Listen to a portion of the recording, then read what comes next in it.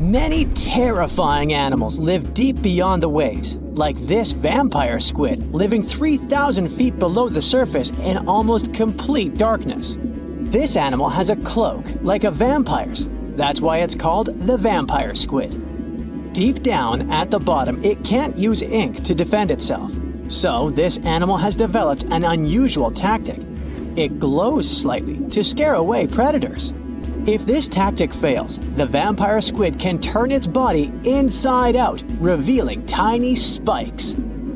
When you translate its scientific name, Vampiroteuthis infernalis, it literally means vampire squid from the nether. Despite its terrifying looks, it's a harmless ocean animal. This previous creature was not from space, but this object definitely is. Before Elon Musk found a way to reuse rockets, NASA would simply drop old ones after launching astronauts into space, most of the time in the ocean or deserts. In 2012, Jeff Bezos launched a mission to find the Apollo 11 rocket. They found it by using sonar, but it was in terrible condition. It was sitting on the bottom of the ocean, not far from the predicted site. They were able to rescue the engine and reconstruct 2 of them. The most famous lost city is Atlantis, but sadly, we still haven't discovered it. However, Heraklion was also just a myth until one British pilot saw something that looked like a city while flying over the Mediterranean Sea. He reported it, and 60 years later, a group of divers went there. They were shocked when they found an entire city underwater. It was loaded with artifacts that could tell us a lot about the history of the place. Now it's one of the best underwater archaeological sites in the world. It's believed that the rising sea caused the whole city to go underwater.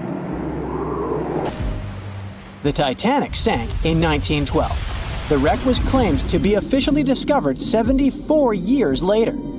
In reality, though, a fisherman found the Titanic 8 years earlier while fishing in the Atlantic Ocean. He was pulling out his net when he spotted a head stuck in it. Luckily, it was just a doll's head. Years later, after the fisher had passed away, his son sold the doll to a doll collector. She did a lot of digging and research on every person who had a porcelain toy on the Titanic. She found the owner of the doll. Ava Hart was on the Titanic and had a doll with her. Ava survived the catastrophe by a miracle, but her toy didn't. Hart even wrote about the doll in her journal, and every detail matched the toy found by the fisherman. The tripod fish lives deep in the abyssal zone, around 20,000 feet below the surface. It's adapted to such immense depths and uses its tripod fins to stay still on the bottom. This creature doesn't have big eyes, but even if it did, these eyes would be useless in the darkness. Instead, the tripod fish uses its fins like antennas to detect any movement in the water. This creature doesn't have much luck when it comes to its love life, so it had to develop unique tactics to reproduce. One fish can be both male and female. The next bizarre creature is the lizardfish. It has tons of razor-sharp teeth, a huge mouth, and really big eyes, which it uses for hunting. All this makes the animal look freaky. The lizardfish lives at depths of around 11,000 feet in the midnight zone, where there is zero light. This freak of nature basically eats everything it can fit inside its mouth, from small fish to other lizardfish. On the other hand, when they see other reptile fish, they probably fall in love instead, because finding mates at those depths is not an easy task. Like the tripod fish, the lizardfish can be both male and female at the same time. When you think of a river, you usually picture it on land. Still, nature is quite unpredictable, and it created a river flowing under the ocean in California. It's running at a depth of around 2 miles. This river has everything that an ordinary river has: sunken logs, trees, and rocks. And despite its uniqueness, it's not the only one in the world. There are also others in the Amazon and Greenland. A terrifying creature was discovered near Angola's coast by a remote operating vehicle. It looks like it doesn't have a head or a body. It was sitting at a depth of around 4,350 feet below the surface. After doing research, scientists concluded it wasn't anything from a sci-fi movie, it was just a cluster of siphonophores stuck together. In 2015, some random guy was diving in Caesarea, and something shiny caught his eye. He reached out, grabbed it, and realized it was a gold coin. After that, he examined the bottom and found out that there were many more. He reported the incident to the local authorities, and they concluded that he had found Arabic treasure. The coins were made of solid 24-karat gold and were a few thousand years old, but due to the perfect salinity and temperature, they looked brand new. The coins belonged to a ship carrying cargo. It was caught up in a storm and unfortunately sank. One of the weirdest things ever discovered was found in the Baltic Sea. It's an anomaly that looks as if it was created by a different civilization. It was discovered by Swedish researchers, and they basically had no idea what it was. They had to ask tons of other scientists for their opinions. When you look at this formation from above, it's 200 feet long and looks exactly like a fallen spaceship. It's hard to believe that it's a natural formation, but spoiler alert, it's totally made by nature because the Baltic Sea has gone through many erosions throughout history. Most likely, the bizarre formation is the result of these processes. A group of divers in Madagascar were shocked when they found this 7-foot monstrosity of a knife on the seafloor. The speculation started immediately, and many said that the knife was from some giants that had fought megalodons and lived on Earth thousands and thousands of years ago. That could make a nice story, but the knife is most likely a movie prop that was lost at sea. One of the ocean's most bizarre animals is the frilled shark. It's believed that this fish is the reason for all those sea serpent stories that sea explorers of the past wrote about. These animals live pretty deep in the ocean, but sometimes they can be seen in shallow waters. It's super rare, but possible. The frilled shark has a big mouth sporting around 300 teeth. It also has a long body that looks like a lizard's, and it is truly a unique species of shark. Its prey can be half of its size because this shark's stomach is like that of a snake, and it can swallow huge fish or crustaceans. Spotting a few worms in your garden is no big deal, but after seeing a 26-foot long one in the ocean, you will make your wetsuit a little wetter.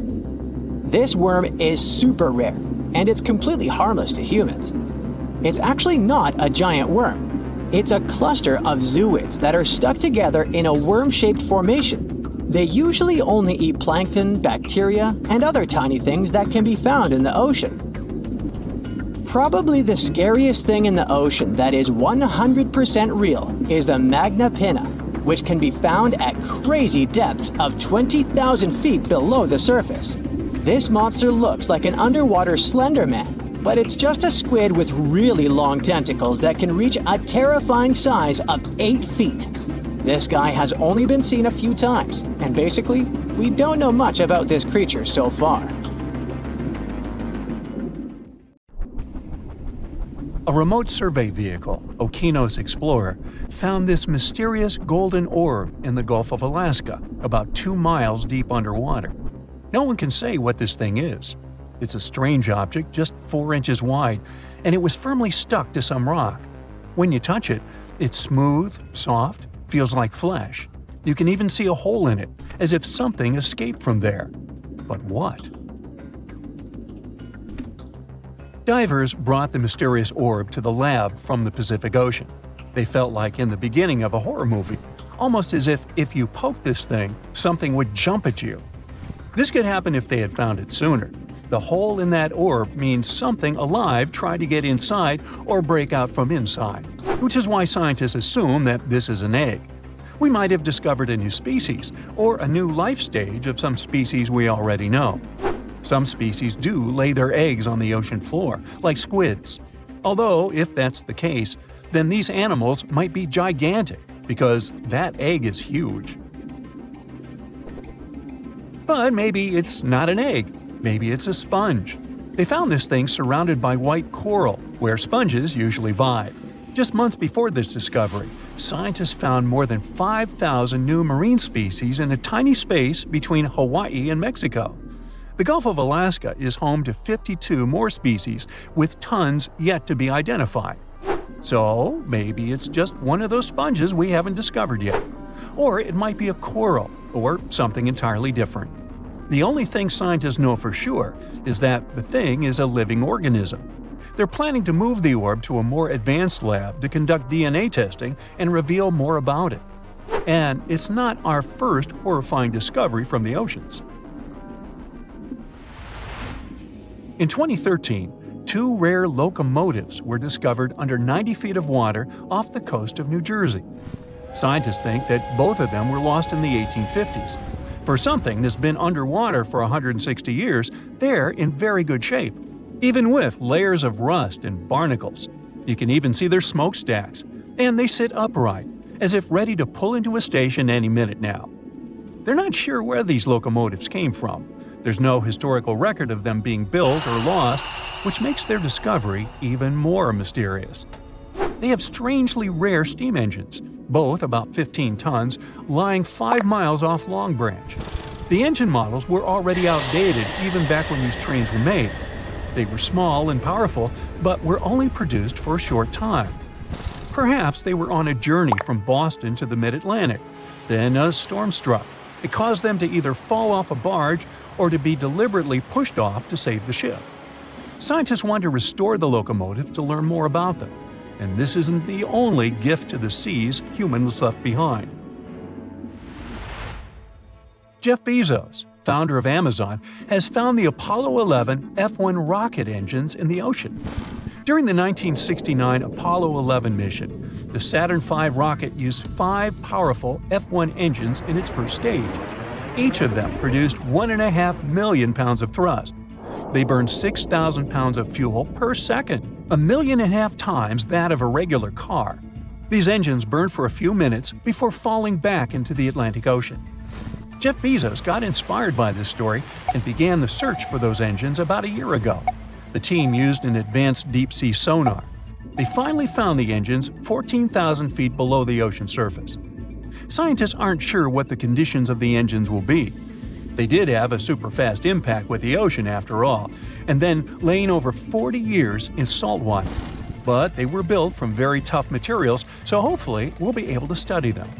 Ideally, Bezos wants to recover them. They're still a NASA property, but he hopes to display them in museums like the Smithsonian or the Museum of Flight in Seattle. Can you imagine finding the famous yellow brick road from The Wizard of Oz at the bottom of the ocean? This thing looks like a man-made road, but believe it or not, it's a natural volcanic structure. Divers were exploring underwater volcanic mountains called seamounts in Hawaii.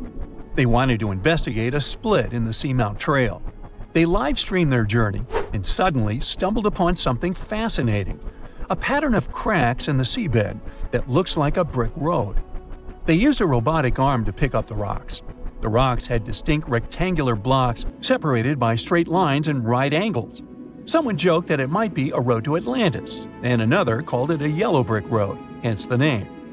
But after some study, scientists discovered that this dry lake bed was made by super-energetic ancient volcanic eruptions. This is actually fractured hyaloclastite rock. Since the volcanoes were going crazy, they heated up and cooled down repeatedly until they created this unique cobbled pattern. On June 20, 2011, the Oceanic's diving team discovered something extremely weird. They were searching for treasure in the northern Baltic Sea in the Gulf of Bothnia. Instead, they found an anomaly. The thing, dubbed the Baltic Sea anomaly, logically, looked very weird and unnatural. The anomaly is almost 200 feet wide. It looks like a mushroom, rising about 10 to 13 feet from the seabed. It also has a huge disc shape, twice the size of a football field. The main part of the anomaly has straight edges and box-like structures. The top has cracks filled with some unknown black material, and it's not made of metal. The object lies about 300 feet deep in the Gulf's waters. The main mystery is why it's there. This discovery did create buzz in mass media. Some people started saying that it might be a sunken extraterrestrial ship, the remains of Atlantis, or a portal to another world. These claims got even more support when we found weird pavement-like platforms surrounding the object. It kind of looks like a staircase. And on top of that, explorers reported that their electrical equipment, like sonar instruments and satellite phones, malfunctioned near the thing. And it's not even some random reports. Researchers from different institutes said that as well. But scientists think that this is most likely a natural geological formation, even if it doesn't look like it. Although they can't really explain what that formation is supposed to be. They have many theories. It could be linked to human evolution, a glacial deposit from the Ice Age, a result of volcanic activity, and so on. Maybe it's even the remnants of an asteroid that landed on the seafloor thousands of years ago. But none of these theories explain why electronic equipment stops working near it. Who knows? Maybe we'll learn the truth someday. But how about technologies that came to us from the distant past? This strange thing is often called the first known analog computer. It's called the Antikythera mechanism. We discovered the mechanisms in 1901 near the Greek island of Antikythera. It might be from around 87 BCE. They found it in a shipwreck, in incredibly good shape for being so old. The thing was super complex. Machines of similar complexity didn't appear anywhere in the world until the 14th century. There was also a mysterious lump. When they separated into multiple fragments, they found inscriptions inside. They were hard to read because of all the corrosion, but when they deciphered it with X-ray, they discovered that these were the instructions, telling how exactly to use it. Wow, what a gift to archaeologists! So, it turns out the mechanism was made to predict astronomical positions and eclipses decades ahead. Ancient scientists used this computer to track the 4-year cycle of athletic games, similar to the ancient Olympics. The mechanism had a very intricate structure of 37 bronze gears that tracked the movements of celestial objects. But at least here, we know that these things were made by humans, right? The giant shark that terrorized the oceans some 20 million years ago. For 13 million years, this 60-ton beast dominated the warm waters of our planet. Though, some believe that the Meg still lives in the most remote and deepest parts of the ocean. It's a hot summer day. It seems only logical to go for a swim in the sea. You're floating on your back, completely relaxed. Your eyes are closed. Your breath is even. Water's pleasantly cool around your body. A light breeze touches your face. You feel calm enough to doze off. Suddenly, something bumps into your leg. Yanked out of your half-slumber, you begin to flail until you're face-to-face with the invisible danger. Luckily, all you spot is a couple of easily recognizable fins and cute smiley snouts. Phew, just dolphins. Guess you're lucky to meet them in the wild. These amazing creatures are so close, you can touch them. You've heard people say dolphins' skin feels rubbery, but to your mind, it's more like the inner part of a hard-boiled egg. One of the animals is so close to you that its salty smell fills your nostrils. You know, though, that dolphins don't have sweat glands. It means they don't sweat and are pretty much odorless. The smell you sense comes from the water they swim in. The largest and most ferocious predator to ever haunt the oceans, the megalodon shark dominated the seas for centuries before coming extinct millions of years ago.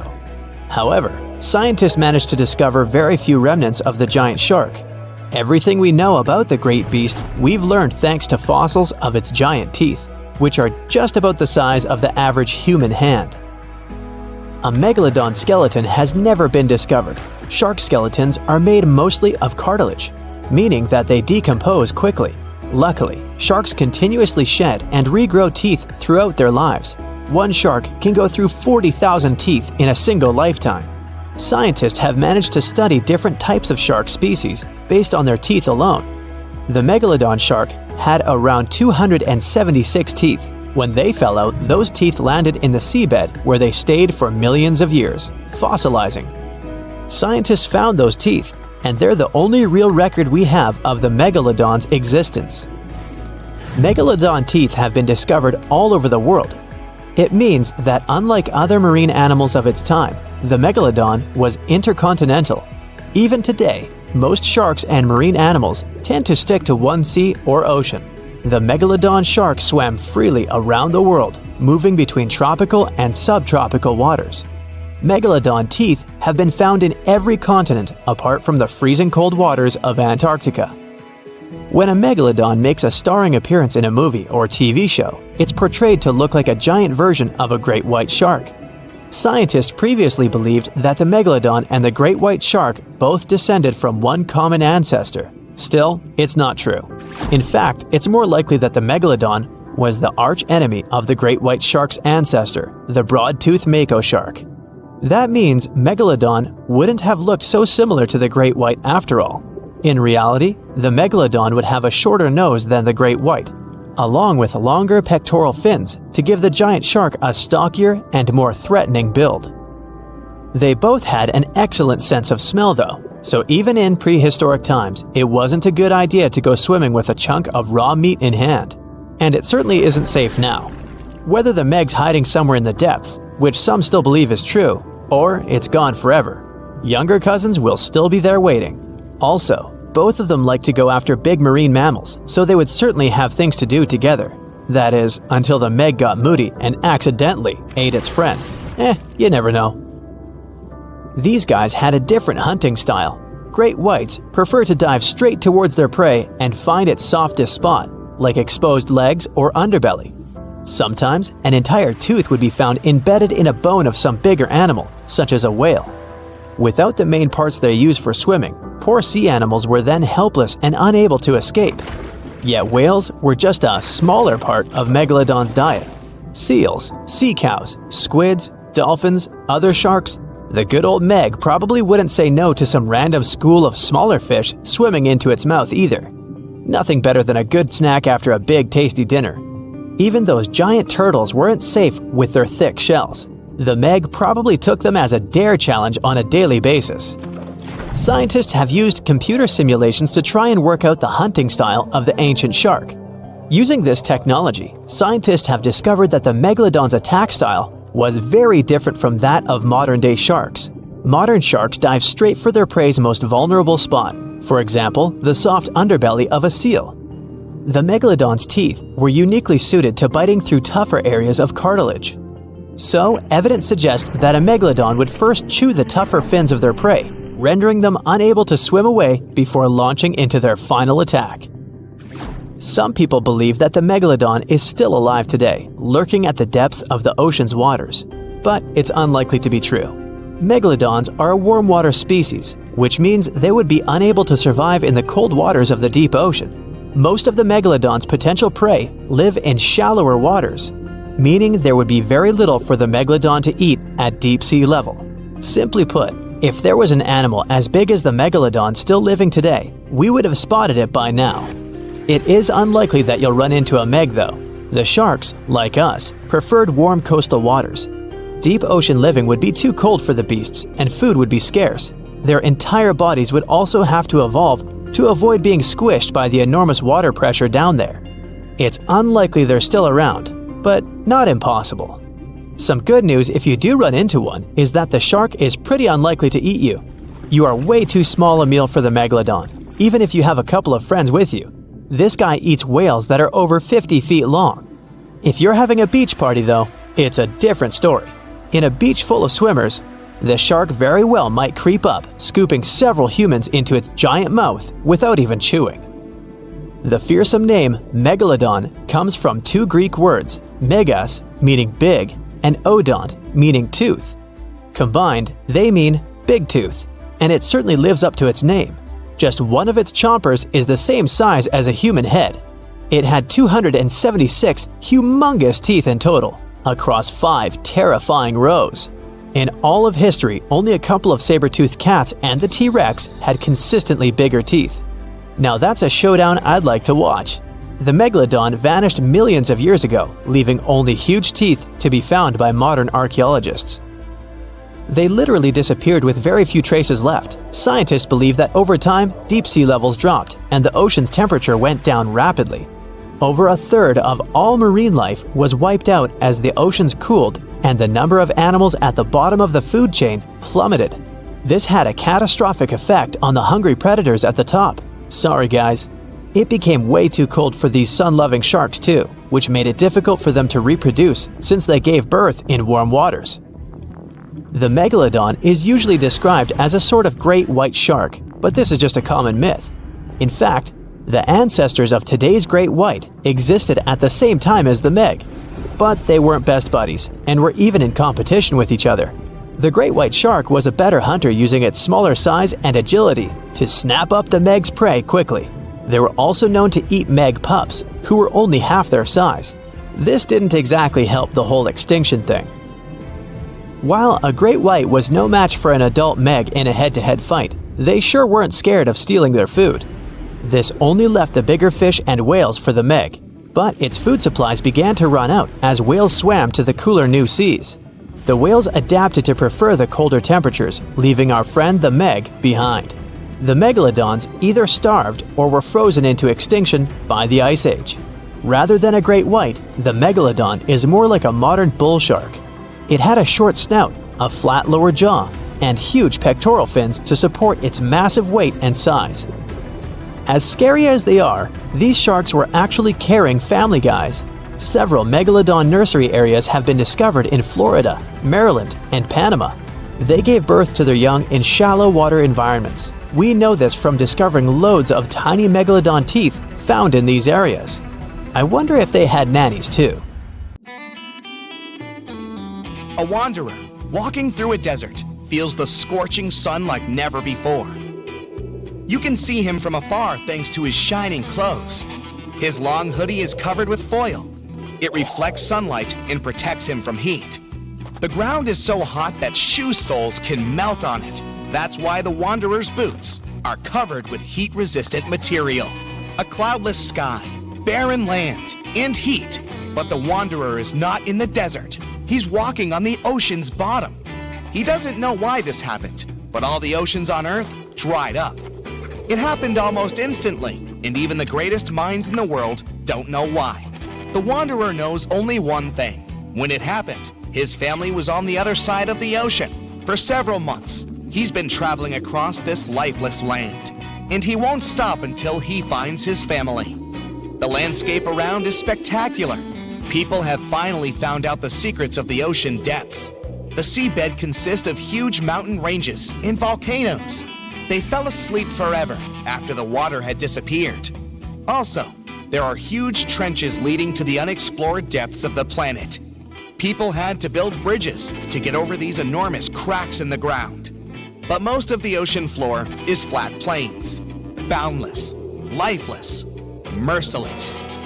The wanderer's walking across a huge canyon. Once, it was swarming with sea life. The man puts on a gas mask, but not because of a sandstorm. Many fish and other marine inhabitants used to live in such canyons. Now, all that's left is a terrible smell.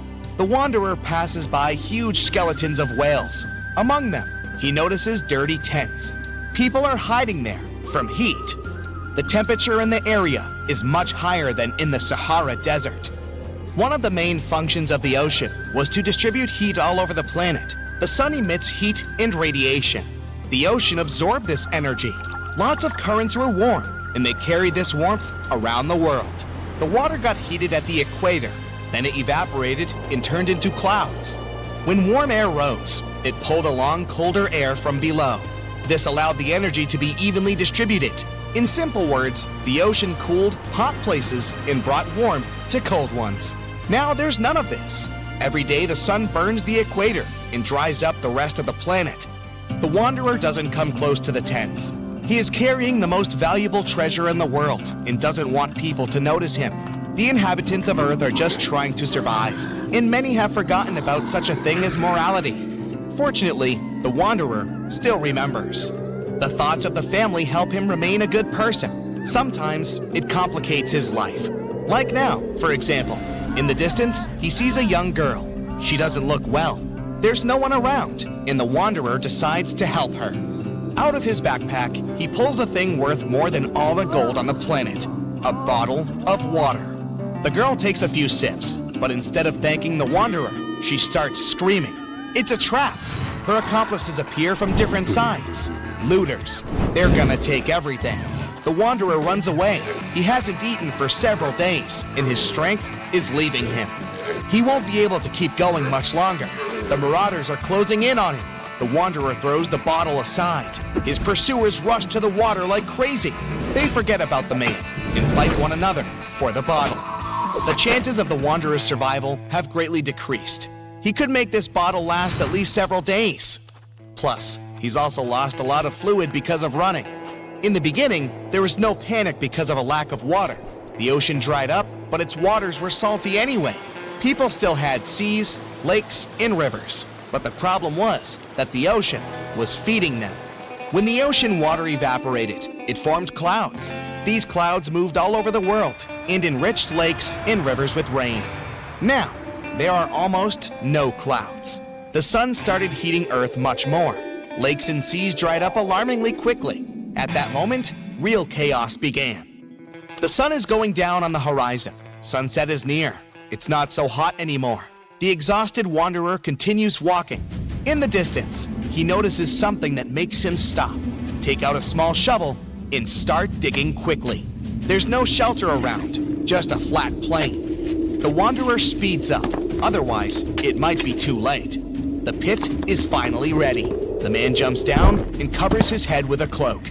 A few seconds later, a strong ash storm passes through the entire plain.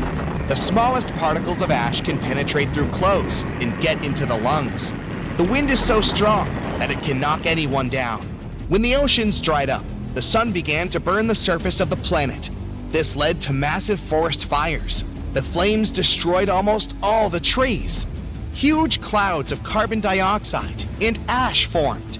Driven by the wind, they travel the world and poison everything around. The Wanderer is sitting in the pit while a terrible hurricane is sweeping over his head. He thinks of his family and slowly falls asleep. Cold wakes him up. Frosty air chills him to the bone. So it's night now. The Wanderer climbs out of the pit and finds himself under bright stars. As soon as the water dried up, almost all clouds disappeared.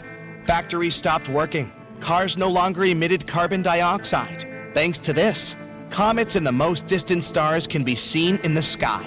The Wanderer has seen them 1,000 times, but he's still not used to the breathtaking picture. It's like he's looking at the sky through a telescope. An icy gust of wind brings the Wanderer back to reality. He won't survive the night if he doesn't find a warmer place. Before, nights were warmer thanks to the energy of the ocean. Now, as soon as the sun goes down, temperatures drop dramatically. The Wanderer needs to move to stay warm. He starts walking faster. Soon, he notices some lights in the distance. It's probably other looters. The Wanderer goes deeper into the valley. Stars and the moon illuminate his way. Unfortunately, he is running out of energy. He pulls a protein bar out of his pocket, but he needs at least a bit of water to eat it. To digest food, your body needs liquid. If the Wanderer eats the bar, he'll only get thirstier. He can't walk and falls to the ground. He checks his pockets and finds a small kerosene tablet. He lights it using a matchstick. A tiny flame protects him from cold. To distract himself from thirst, the Wanderer takes out an old MP3 player. He charged it during the day using the solar panels on his backpack. The man puts on headphones. Classical music calms him down. He lies on the ground next to the burning tablet. He needs to gain strength to continue his journey tomorrow.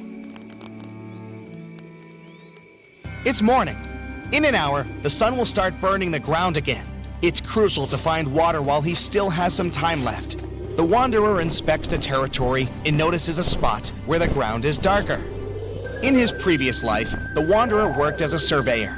He takes a few steps and touches the ground. It feels cool.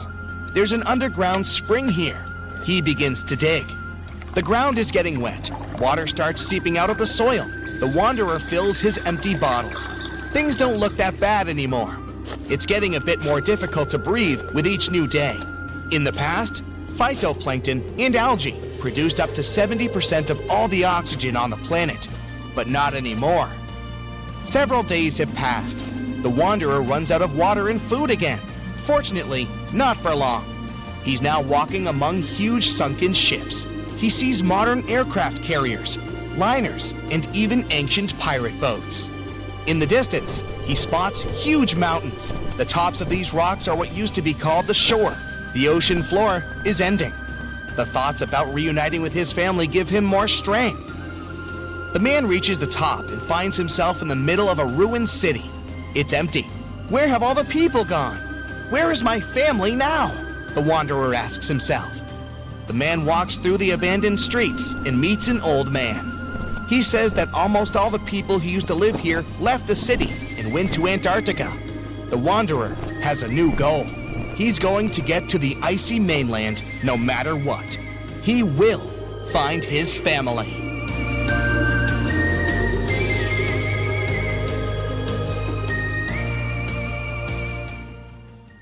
Lions, dogs, cats, all these mammals sleep in pretty comfortable positions.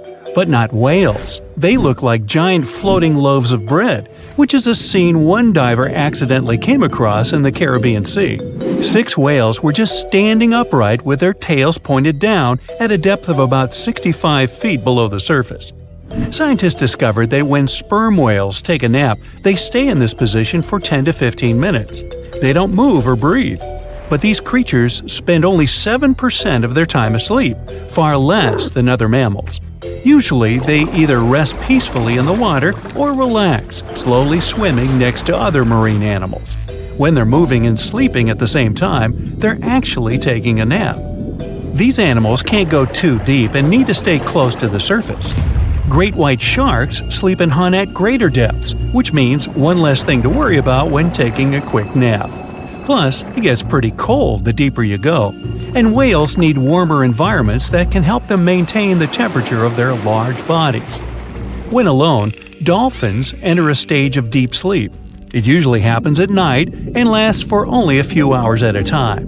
While sleeping, the animal floats at the surface. It shuts down half of its brain, I can relate, together with the opposite eye.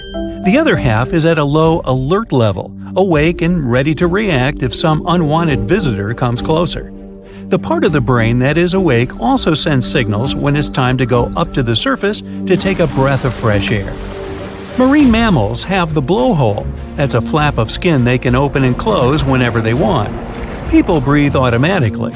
Your body knows what it needs to do even when you're sleeping. But whales and dolphins have a voluntary breathing system. It means they need to consciously go to the surface to get some air. And one part of their brain needs to always be awake to inform the animal it's time to go up. Whales and dolphins can hold their breath way longer than other species.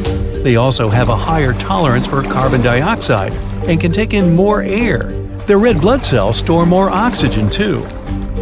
Whales and dolphins' blood goes only to those body parts that really need oxygen. If a whale only uses its brain, heart, fins, and some other muscles needed for swimming at the moment, those will also be the only body parts that will get the oxygen. Digestion or other functions can wait. The ocean is not a place where you can relax and peacefully fall asleep. While sleeping, fish reduce their activity. Their metabolism becomes slow. Some of them keep floating in the same spot. Others find a safer place among corals or in the mud. Early in life, dolphins learn to make a unique whistle that helps others from their pod to identify them. That means these specific whistles are their names, and dolphins do respond to them. Clams have feet. It looks like a large tongue that sometimes protrudes from the shell, but that's actually the foot, and it's relatively long compared to the length of the animal. Clams use this limb to dig themselves in the sand. The blue whale is the largest living animal, and it's also larger than the majority of dinosaurs used to be. They can grow to more than 100 feet long and have a weight of almost 200 tons. That's like 50 adult elephants. A blue whale's tongue alone can weigh more than one elephant. Such a giant surely needs to eat a lot, 500,000 calories in just one mouthful. The blue whale's heart is the size of a small car and weighs 1,300 pounds. To move the blood through such a giant body, the heartbeats are so strong you can hear them even from 2 miles away. The heart of a whale beats only 8 to 10 times per minute. The whale is one of the loudest creatures out there. Its call can go up to 180 decibels, which is as loud as a jet plane. Almost 95% of jellyfish's body is made of water. For comparison, the human body is 60% water. It's probably not a surprise since jellyfish don't have a heart, blood, eyes, or brain. The other 5% of their body weight is proteins, muscles, and nerve cells. Jellyfish have been around for more than 500 million years. This makes them older than dinosaurs. These creatures haven't changed much, and today's jellyfish are pretty much like their ancestors. These creatures live in the ocean, but in 1991, more than 2,000 jellyfish polyps were taken into space. Scientists wanted to see how they would react in the environment with no gravity. The jellyfish reproduced and created 60,000 new polyps, but unfortunately, those couldn't function normally after getting back to Earth. One species of jellyfish can literally live forever. As it grows older, the critter goes down to the seafloor to become a polyp again, and that polyp turns into a new jellyfish with the same genetics. Greenland sharks can live 500 years. This is an animal with almost the longest lifespan among vertebrates. Sperm whales are sociable creatures. They spend their life surrounded by their family. These animals support one another and have close friends they remember well, even if they don't see each other for a long time. Electric eels have small eyes that are not so effective in environments with no light, so they mostly rely on their electric organs. Those consist of 6,000 cells. Eels use them to stow power, similar to batteries. These creatures use electricity like bats use their radars or dolphins their sonar. An eel can also produce enough electricity to power a panel of light bulbs. There's a small tropical archer fish that can learn to recognize human faces. This fish has an interesting ability to spit small jets of water from its mouth. Researchers showed the fish the image of 2 different faces placed side by side. One was unknown and the other was familiar. The fish was supposed to spit water at the familiar one. The creature took the right guess more than 80% of the time. Every year in the winter, great white sharks that live along the California coastline disappear. It feels as if they take a vacation for 30 to 40 days. The animals go to a point halfway between Hawaii and Mexico. They might do it to get some food, relax, or hang out with their buddies from other areas. The spot is now called the Whale Shark Cafe. Some types of sharks, like makos, whale sharks, or white sharks, breathe in a very specific way. It requires them to swim all the time. They also need to move quickly and with their mouth open. This way, the oxygen can enter and reach their gills. Sea sponges are some of the most primitive animals. They're immobile, don't have a mouth, eyes, bones, brain, heart, lungs, or any other organ whatsoever. And still, they're alive.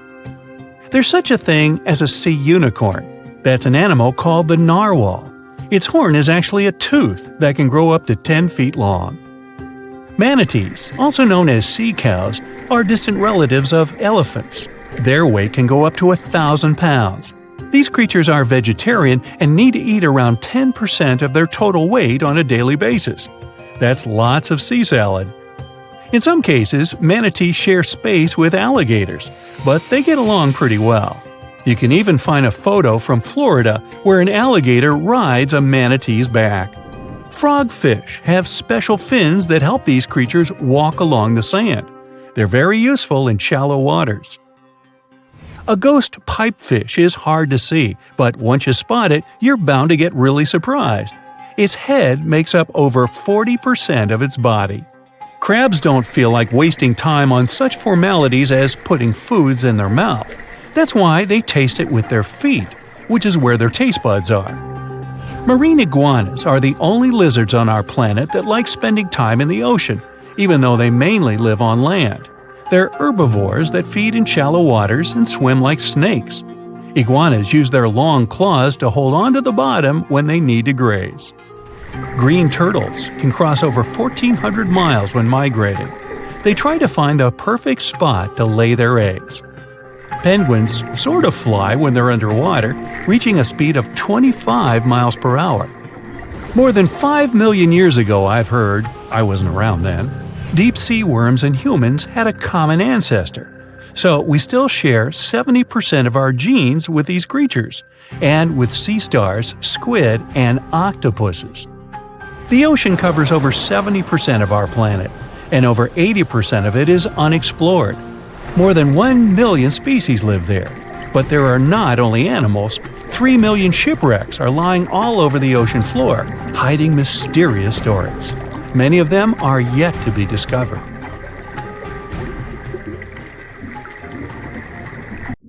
A Portuguese archaeologist just discovered a bunch of sunken ships filled with gold, including a Spanish galleon with 22 tons of gold and silver. This much gold today is worth about $2 billion, and this is the money from one ship alone. Archaeologist Alexandre Monteiro made this discovery almost by accident. He was studying some documents when he found some information about a ship that went missing in 1615, and he decided he wanted to find it. After many years, Alexandre found not just this specific ship, he actually discovered 8,620 shipwrecks in the waters of Portugal alone. Out of this number, 250 are gold-filled shipwrecks, a discovery that would make any Jack Sparrow shake in his boots. Most of these ships went down for boring reasons like the weather, but sometimes they were destroyed in battles, which may or may not have been super epic. They were carrying gold and other treasures from the New World to Europe, and of course, everyone wanted a share. Alexandre had been studying historical shipwrecks for 30 years now, so he has discovered many ships that went down in somewhat glorious ways. In 1816, for example, a ship of one of the richest men in Portugal sank in Australia, with an insane amount of 66,000 silver coins. This was the first ship from Portugal to ever plunge in the waters of Australia. The bad news is that these ancient sunken vessels, filled with riches and epic stories, are not so easy to reach. They're deep down in the ocean and covered by sand. You could still try, but that would be stealing part of a country's history, and you wouldn't want to be that person, would you? Naturally, Portugal was not the only country that explored the seas back then. The coast of Europe is packed with sunken ships filled with gold. In fact, there are about 1 million historical shipwrecks underwater right now, and the treasures abandoned under the sea might be worth around $60 billion. It's an insane amount of money, but let me tell you that these gold-filled sunken ships aren't really worth the hassle. There are many stories of maritime treasure discoveries that turned into insane lawsuits and even long jail time. Our first story starts in 1746, when a violent storm crashed a ship called Prince de Conti near an island in Brittany. The ship was filled with tea, ceramics, and 100 gold ingots. Of course, the owners of the ship tried to save the loot, but if it's not easy now, imagine how it was back in the 18th century. It took more than 200 years for the vessel to be found. It finally happened in 1975, when a group of French men discovered it and decided to take pretty much every valuable thing they could find. Now, I said these things were not worth the trouble for a reason. In France, if you find anything that can be historical, you must declare it to the local authorities within 48 hours. Fail to comply, and you will be committing something known as a crime. To be fair, our French friends here did declare their findings, but only the corroded cannons from the ship. And the gold? Well, they sold it. Obviously, because each gold bar is worth between $125,000 to $231,000. It took French authorities almost 50 years to retrieve the stolen gold, and they didn't retrieve all of it. Part of it was bought by an elderly couple living in Florida, and the crime is so serious they were charged for connection with money laundering, organized crime, and the trafficking of cultural goods. The poachers also sold some gold ingots to the British Museum collection. Now, let's go back to the 1850s, when a steamer called SS Central America traveled from Panama to California and back again. This was during the Californian Gold Rush, a time when 300,000 people moved to California to dig for gold. Because the travel route was not easy breezy, people needed to carry their gold around on big ships. This is where our friend SS Central America comes in. In 1857, the ship had 578 people on board and about 10 tons of gold. Very few survived, and around $100 to $150 million in gold went down with the ship. All of this explains why in 1988, a group of investors from Columbus decided to finance a research project to find this ship. The research was led by a guy named Tommy Thompson. Tommy was really crazy about the idea of finding this sunken ship filled with gold. It took him years to find the exact location of the SS Central America, especially because the ship was 7,500 feet beneath the surface of the Atlantic Ocean, and retrieving it required a lot of fancy tech. A group of 161 investors paid for his adventure, but it goes without saying that they were not doing this out of love from their hearts. They invested $12.5 million in this project because they were expecting to earn at least 10 times more. But since life is not all sunshine and rainbows, 39 insurance companies sued the research team as soon as they retrieved the gold. Back when the ship was up and running, these companies insured the cargo of the SS Central America, and when the cargo was finally retrieved, more than 100 years later, they wanted to be compensated. They said it was not their job to retrieve it, but that doesn't mean they abandoned it. This crazy talk didn't stick, and 92% of the gold was given to the research team. The plot thickened when the investors were scammed by none other than Tommy Thompson, who fled with $4.16 million. He also had 500 gold coins, but he's not telling a soul where they are. Nonsense like this is the reason why most countries have rules to protect cultural properties. And yes, sometimes shipwrecks can be a cultural property. Obviously, there are many maritime treasure discoveries that happen without breaking any laws. The SS City of Cairo, for example, was a steamship that submerged in 1929 with 2,000 boxes of silver coins weighing 122 tons. A company called Deep Ocean Search retrieved the coins from a depth of 17,000 feet, which is 4,500 feet lower than the Titanic. 34 million pounds went to the UK Treasury, and the Deep Ocean Search also got a share. The good news here is that some of the coins can be bought by collectors, legally. Paying for a treasure is probably the closest you can get to an underwater archaeology find. I know, all I did was destroy your piracy dreams. But while raiding gold-filled shipwrecks may be a crime in most countries, or just financially impossible for us mere mortals, not all hope is lost. There is about $771 trillion worth of gold lying on the ocean floor, and it doesn't have an owner. It's like an underwater gold mine, except the gold is in the water. You know how the water of the ocean is salty? Well, the gold gets mixed with the minerals in the water, so it's not like you stumble upon a gold nugget on the beach.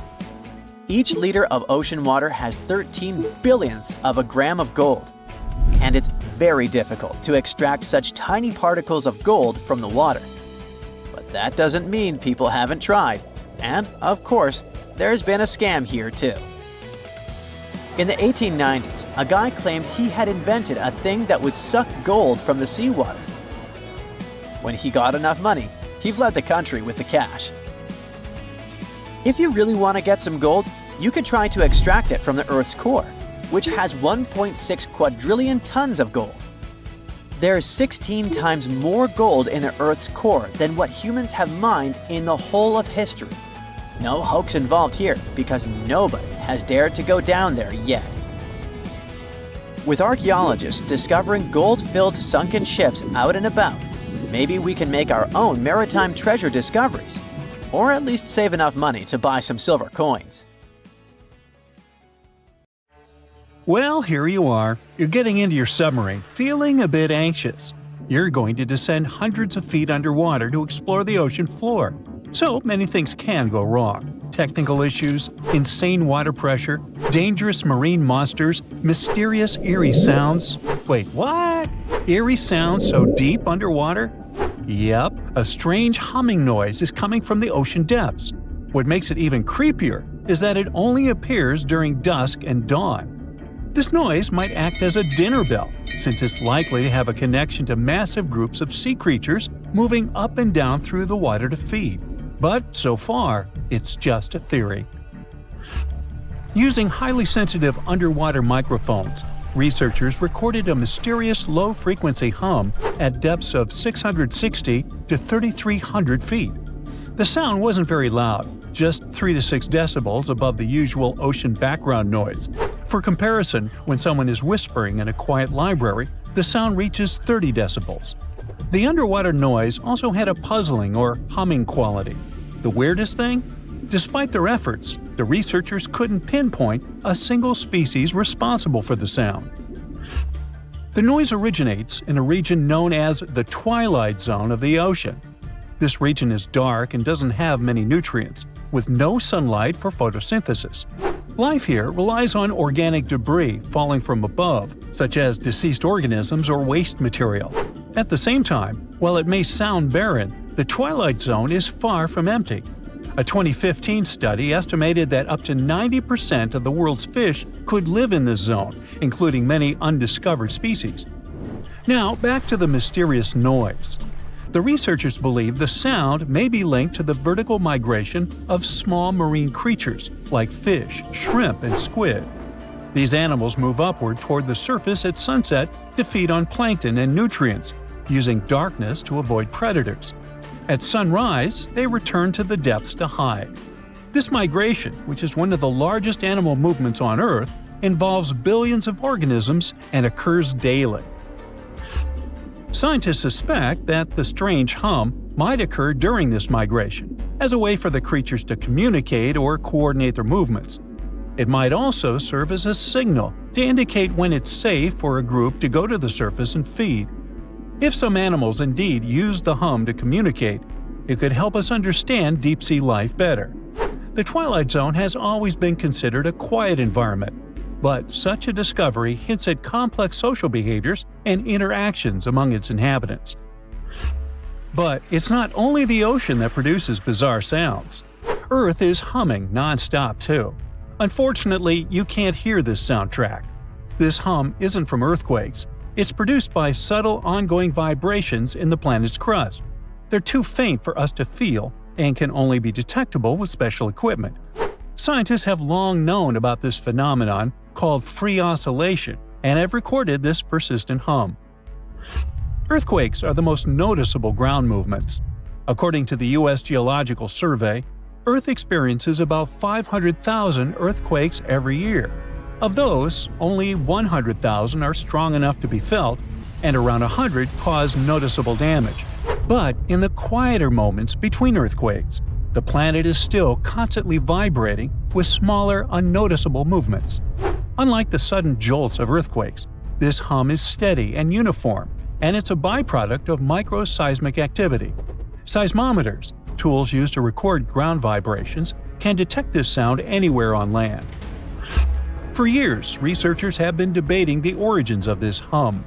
Some thought it came from ocean waves reaching deep into the seafloor.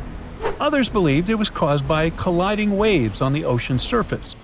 By 2015, scientists had confirmed that both factors contributed to Earth's constant vibration. And although this hum has been recorded on land, now we also have much clearer, more detailed underwater recordings.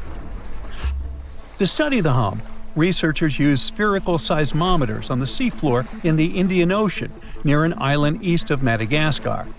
Between September 2012 and November 2013, they placed 57 freefall seismometers across a 772 square mile area.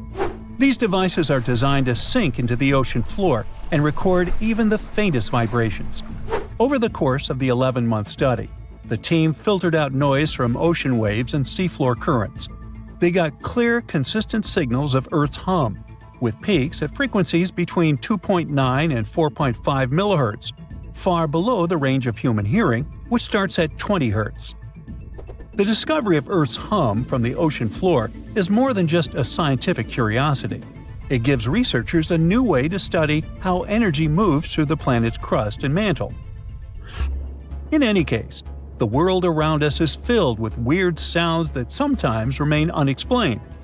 One of the most intriguing examples is the bloop, an incredibly loud underwater sound recorded in 1997 by the U.S. National Oceanic and Atmospheric Administration. The sound lasted about a minute and began as a low rumble, which then increased in frequency. It was so loud that underwater microphones detected it across an astonishing 3,000 miles.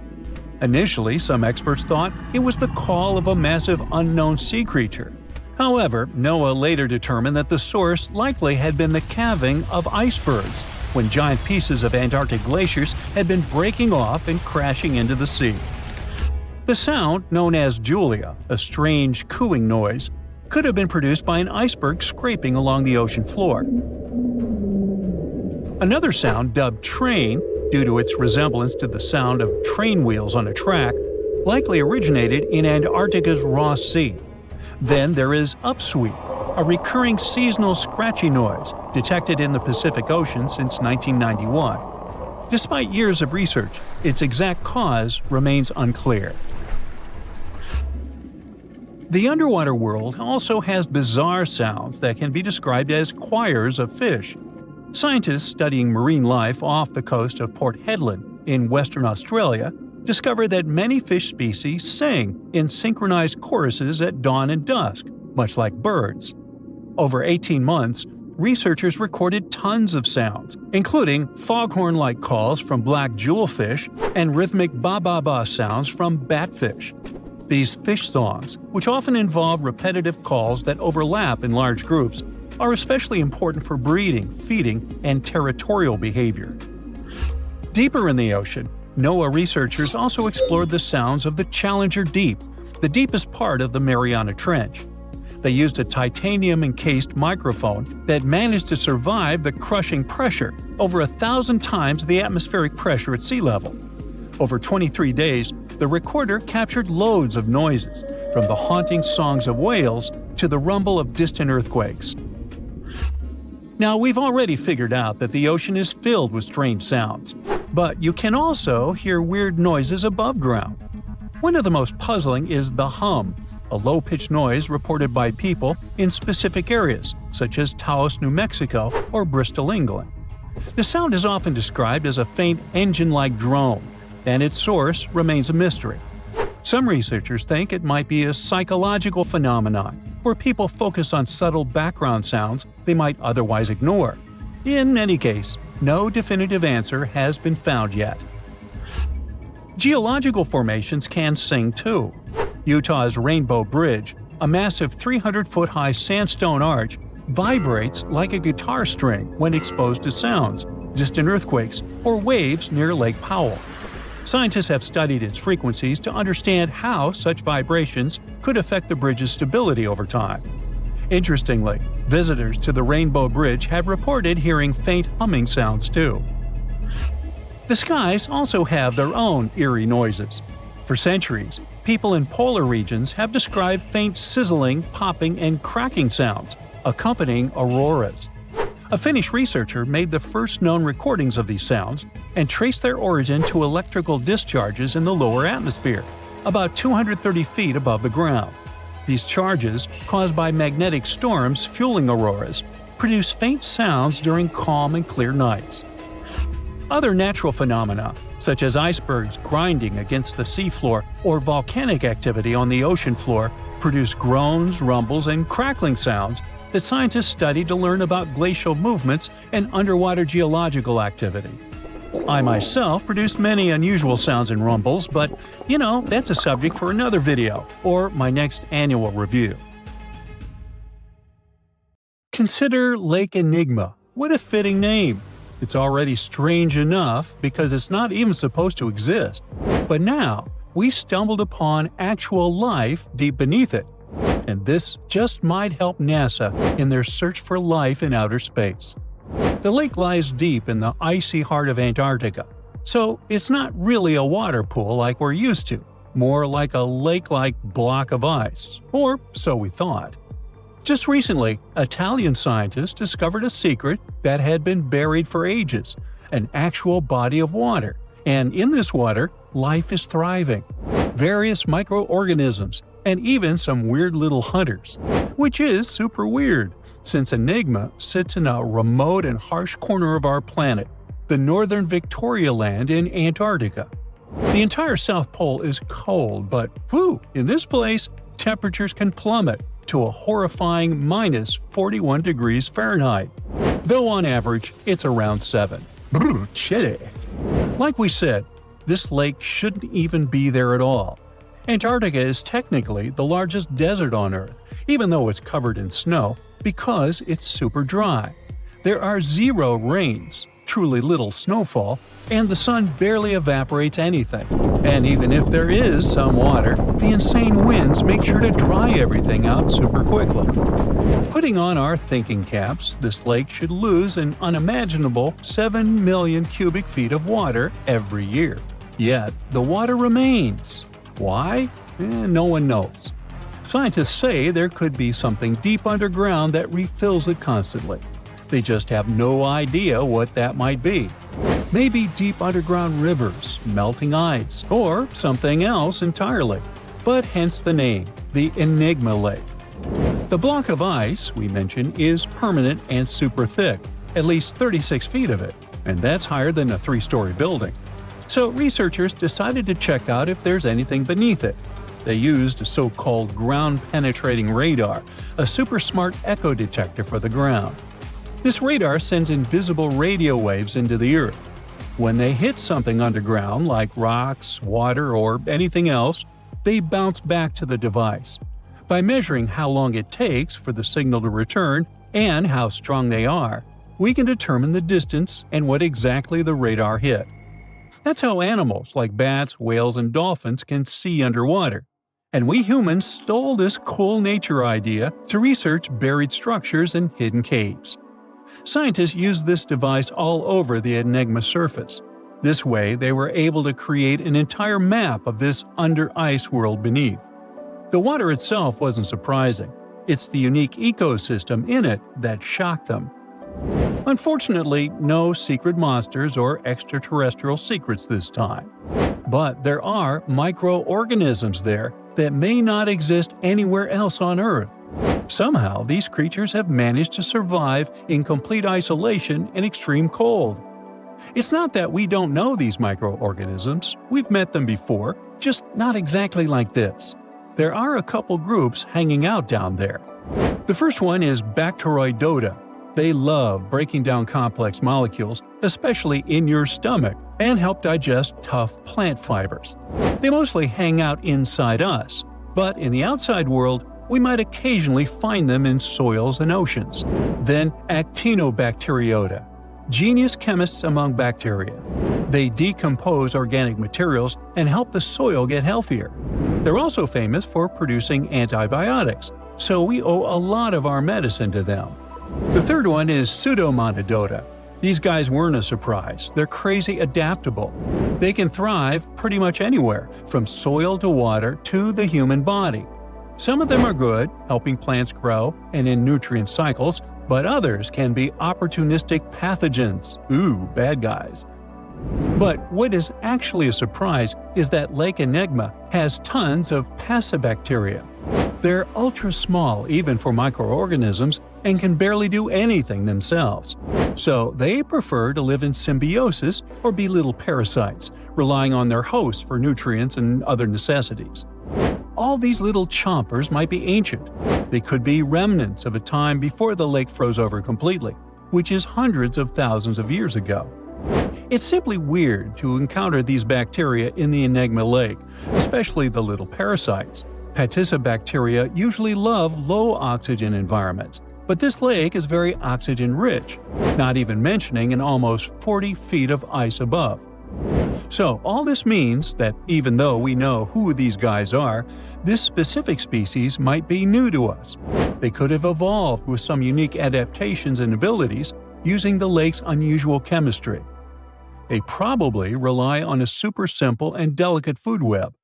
Some of the microorganisms produce energy from light, well, whatever light gets down there, or the lake's chemicals. The symbiosis guys most likely survive by living on or inside their neighbors. Yep, these microscopic creatures hunt each other. Nope, things can't be peaceful even in a place like that. If we find out what their secret to survival is, we might learn more about chemistry, medicine, and even extraterrestrial life. Because if life can endure such extreme conditions, then it can probably appear pretty much anywhere, including our closest neighbors, Europa or Enceladus, the moons of Jupiter and Saturn. They definitely hide oceans beneath their frozen surfaces, and now there's a very high chance there might be some life there. Antarctica must be the closest thing we have to extraterrestrial exploration before we actually land on other planets. It's full of hidden mysteries and surprising creatures. Even outside of Lake Enigma, the South Pole harbors life. Just take the McMurdo Dry Valleys, which are often referred to as Earthly Mars. These are among the most mysterious and extreme places on our planet. They're stretching across Victoria Land in Antarctica, and this is one of the driest places on Earth. Makes sense if you remember the name. Surprisingly, unlike other parts of the South Pole, this land is almost entirely devoid of snow and ice, just lots of super cold ground. There might even be some sand dunes nestled here and there between the rugged mountains. The ground is mostly covered in loose gravel, scattered with ancient rocks made of granite, and something interesting called gneiss, just spelled differently. It's the type of rock that's been through a lot, literally. It's usually born when granite and sedimentary rocks have to endure insane pressure or horrifying heat for a while, a process called metamorphism. These conditions are so intense that they literally rearrange the minerals into layers. That's why gneiss has such beautiful foliated looks. It's the planet's version of baking a layered cake. It's amazing because this place is almost exactly the way it was millions of years ago. These valleys are frozen in time, and they give us a little glimpse into Earth's distant past. And that includes life. Once again, local winds are absolutely terrifying gusts of cold air racing downhill, and they evaporate snow faster than it can even melt.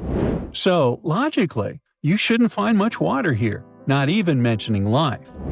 But somehow, you can still stumble across frozen lakes and saline ponds in the dry valleys. And local life stretches all reason and our understanding of biology. It exists inside the rocks themselves. Microorganisms are hidden in slightly moist cracks and crevices. Deep inside, there's endolithic bacteria. These guys are super chill. Instead of moving around like other microorganisms, they always stay put inside their little rocky homes. How do they survive? Through photosynthesis. Just like plants, they take teeny tiny parts of light that gets in crevices and acts like little solar panels, getting energy from the sun. Meanwhile, in another place, beneath the Taylor Glacier, there's bacteria that literally doesn't eat anything. Not comfort, not sunlight, not even oxygen. These guys rely on a diet of dusty rocks and sulfur to fuel their weird metabolisms. By breaking down sulfur and iron, they get energy to sustain themselves. This way, they easily survive in deep seas at sub-freezing temperatures, completely cut off from sunlight, oxygen, and the world itself. This place is fascinating for both its life and the lack of it. In some parts of the valleys, like University Valley, yes, that's what it's called, the permafrost is so harsh that no microbes were found at all. This might be one of the only places on Earth where life appears to be completely absent, a quite scary idea. Anyway, now scientists are thinking about learning more about Lake Enigma and drilling this Mars-like environment, exactly for that reason, to see how we could get samples from Mars in the future. You have an hour before you take your last breath. even though just a second ago you were perfectly healthy and nothing posed any danger to your life. Well, the good news is your life can still be saved. Effective antivenoms are available, but if you choose to neglect the sting, you'll bite the dust for sure. This camouflage artist is the world's most lethal fish. In total, there are around 1,200 venomous fish on our planet, but the stonefish is the toughest one. They've got 13 dorsal fins that can inject extremely poisonous venom. Remember I mentioned camouflage skills? It's the main twist to this story. You see, unlike sharks or any other predator fish, the stonefish won't attack you. It's not a predator, it's prey. So, to stay safe, it needs to somehow protect itself. Thus, it developed a super skill of turning into a stone, sort of. So, if you ever get stung by this guy, it's not because it's aggressive, it's because of an unfortunate course of events. Most people had this unpleasant experience just because they accidentally stepped on a stonefish while it was pretending to be a stone or coral on the bottom. As you might have guessed, something that can easily pretend to be a stone doesn't exactly look cute. These guys are scaleless, their skin is covered in multiple warts, and they are multicolored. You can see shades of gray, brown, and patches of orange, red, and yellow. Sometimes they can even be covered in algae. They occupy quite a large territory in the Indo-Pacific Ocean, which means they're everywhere, from Mauritius to Queensland in Australia. Okay, we're going to need a disclaimer here. This fact is very sensitive, but if you want to live your life long and healthy, I suggest you don't skip it. This is a fly. Pretty harmless and definitely way less powerful than you, a human being, are. Yet, chances are that this gentle buddy can destroy your body. Now here's how the story goes. Some time ago, a lady from the UK decided to go on a cool trip to South America. Sounds exotic and not banal at all. Rochelle, who was 27 back then, went to Peru with her boyfriend. When she got back to her home country, she started having severe headaches. She couldn't understand what was going on. Then, half of her face felt terrible discomfort, and suddenly, some weird sound in her head started haunting her. One day, she went to bed, only to wake up the next morning to see that her pillow was soaking wet with some weird liquid. Not blood, not water, just some substance.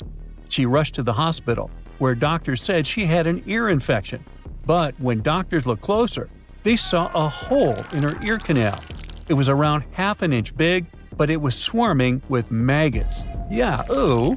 Now, Rochelle was lucky. The emergency brain scan showed no major damage whatsoever. The eardrum, blood vessels, facial nerves, they were all right. The big question was how to make the maggots leave poor Rochelle's ear. We all get it, it's pretty tight inside the ears, and even small forceps weren't very helpful. So to save the lady, the doctors decided to use olive oil. They expected the maggots to drown, and indeed 2 maggots did. Yet there were 8 more. The most horrifying thing was that the lab analysis showed that a New World screwworm, that's the official name of the fly that interfered with Rochelle's health, had laid eggs in the ear canal that the maggots were chewing. But how on earth did this happen? Well, while she was on vacay in Peru, she once walked through a swarm of flies. One of them got into her ear. She shooed it away, but it had more than enough time to lay eggs inside. Doctors helped Rochelle evict the unwanted guests, and luckily, there won't be any long-term consequences. But we all get it that it could have been much worse. Now, I don't need to tell you that caving is extremely dangerous, do I? Back in June 1990, a man called Gary Lutz took his sons, Buddy and Tim, on a spelunking adventure to West Virginia's New Trout Cave. He packed food, water, and spare headlamps. But here's where he messed up. He left the pack behind when they reached the maze, a tight spot with jagged rocks. He figured they'd grab the supplies before their headlamps ran out of charge. Oops, bad move. The boys' headlamps went dark soon after, and their attempts to backtrack got them lost. Then, Lutz's headlamp ran out of charge too, plunging them into total darkness. For 5 horrific days, they had no food, no water, and no light. They started coughing up cave dust and hallucinating from dehydration. Luckily, someone noticed that their car had been parked for days and called the authorities. The rescue team pointed out that the family had broken the cardinal rules of caving. Always carry 3 sources of light each and always tell someone where you're going and when you'll be back. Sadly, some tourists never go back from vacation. They become statistics. And some people sometimes have a narrow escape from the Grim Reaper without even knowing it. Just an example here. A tourist in Australia filmed themselves handling a super dangerous creature and uploaded the footage to Reddit.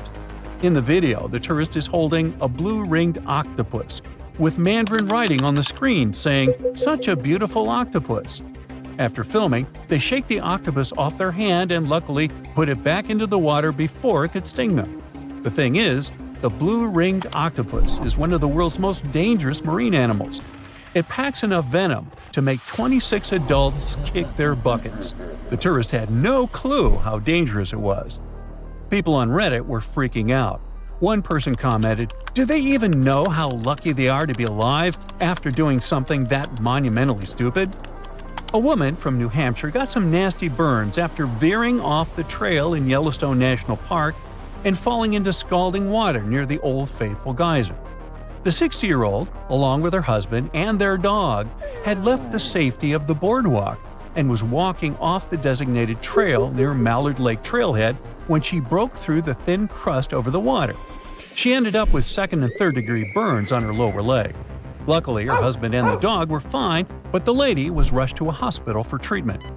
Now, park officials are reminding everyone to stick to the boardwalks and trails in hydrothermal areas and be super cautious.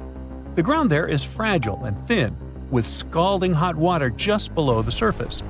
Pets are allowed in some developed areas of Yellowstone, but they're not permitted on boardwalks, hiking trails, in the backcountry, or in thermal areas. Hot springs in Yellowstone have injured and made people meet their early demise more than any other natural feature. At least 22 people have passed away from hot spring-related injuries since 1890. Hey, what's cooking? Oh, it's you. Jumping off a bridge into a river filled with crocodiles. What could possibly go wrong? Turns out, a lot. One New Year's Eve, Australian tourist Aaron Langworthy decided to try bungee jumping off a bridge that connects Zimbabwe and Zambia, right near Victoria Falls. It's a 360-foot drop of pure adrenaline. But for Langworthy, things went sideways when her bungee cord snapped, sending her plunging into the Zambezi River, which is known to be home to plenty of crocodiles. Now, Erin herself says it was a miracle she survived. When she fell, she blacked out on impact and felt like she'd been slapped all over, but the cold water shocked her back to consciousness. Now, it's easy to judge tourists for taking risks like this, but bungee jumping has been a thing at this spot for over a decade, drawing more than 50,000 tourists each year and bringing in much-needed revenue for both Zimbabwe and Zambia. The authorities claim bungee jumping is safe. The probability of an accident like Aaron had is 1 in 500,000 jumps. So I think Aaron should go buy a lottery ticket. Welcome to the Spirit of Discovery cruise ship, which will take you on an unforgettable sea voyage around the Canary Islands. The azure endless ocean, delicious food, the highest service, premium cabins, and a terrible nightmare that you will probably remember for the rest of your life. This is exactly how one luxury trip of the Saga Cruises Company ended last year. Instead of relaxing during the cruise, passengers felt fear and horror, and even had health problems. And that's why. On October 24th, the Spirit of Discovery liner started a 2-week cruise around the Canary Islands. There were about 1,500 people on board. About 1,000 were passengers, and the rest were crew members. The first week went great, but then the liner encountered a serious problem called nature. There were strong winds and big waves. The captain decided to return to the UK ahead of time, but the decision was made too late. The ship was caught in a severe storm in the Bay of Biscay. A powerful wind with a force of 11 points hit the vessel. To make it easier for you to understand, the 11-point wind is able to tear out trees together with roots, destroy residential buildings, and plunge entire cities into chaos. Such a storm is rare, but Spirit of Discovery was unlucky enough to get into its epicenter. 11 points is the penultimate place on the Beaufort scale, which determines the wind rating. The most powerful storm has 12 points, and this is a hurricane. The wind reached a speed of 65 miles per hour, which is about the same as the average speed of a car on a highway. Not only did it push the spirit of discovery, but it also raised huge waves 25 feet high.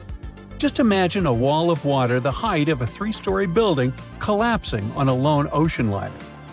At that moment, the captain sent a message to all the passengers through the cabin speakers so that no one left their place. And his voice sounded worried enough.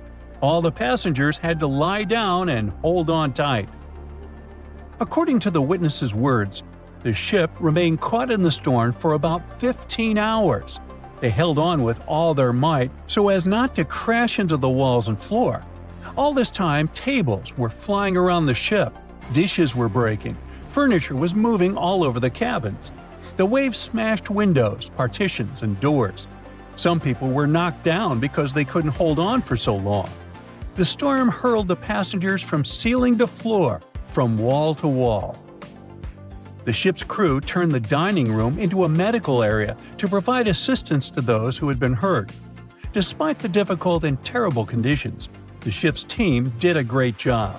They regularly informed passengers about the current situation and tried to calm everyone down. There was no panic and chaos on board. When the storm finally ended, the ship continued its journey and finally reached land, where medics urgently evacuated 8 passengers to the hospital. One of them was never able to survive this storm. It's good the ship didn't meet a rogue wave during the storm. This is a natural phenomenon that can appear during a storm and even in still water. It's a giant wave with a height of 60 feet. Like a 6-story house, it collapses onto a ship with incredible speed and capsizes it. And then the wave suddenly disappears. This is no joke. A similar wave has been recorded in the Gulf Stream off of Charleston, South Carolina. It's scary to get in its way. Now, let's go back to the past to remember one of the most terrible maritime tragedies. No, we're not talking about the Titanic.